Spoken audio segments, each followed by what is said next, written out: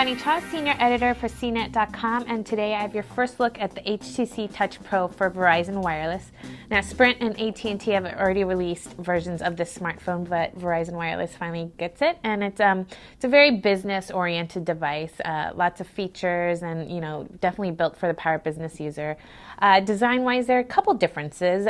First, it has some sharper edges here, and it doesn't have the prism back like the HTC Fuse or the soft touch finish like the Sprint version. I kind of prefer the other ones just because this is a little bit slick and it holds a lot of smudges and fingerprints, but that's just a personal thing. If you slide the phone this way, you get a full QWERTY keyboard.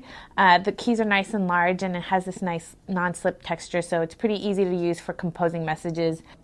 On front, you've got some traditional navigation controls. You've got a shortcut to the Today screen as well as a back button and your Talk and End keys.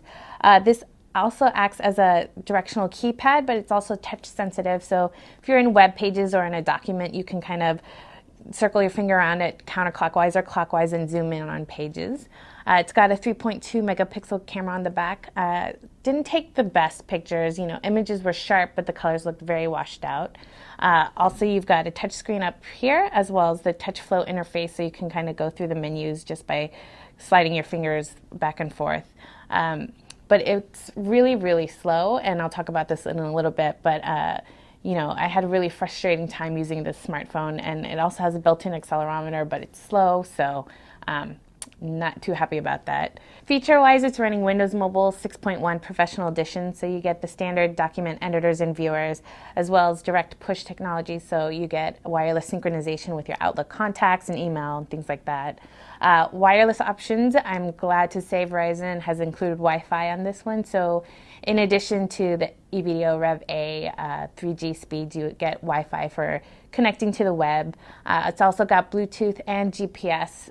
However, Verizon has reduced the amount of memory on this smartphone compared to the Sprint and AT&T versions, so it has a great effect on the performance. I found it super, super slow. Everything takes a long time, even just navigating through these menus or launching an application, and I just found it incredibly frustrating, and I don't think it's going to keep up with the demands of a business user, so can't really recommend it. It's unfortunate because I think, feature-wise it offers a lot for business users, but just doesn't deliver on performance. It's also very expensive at $349, and I don't think it's worth that price for the performance that you get.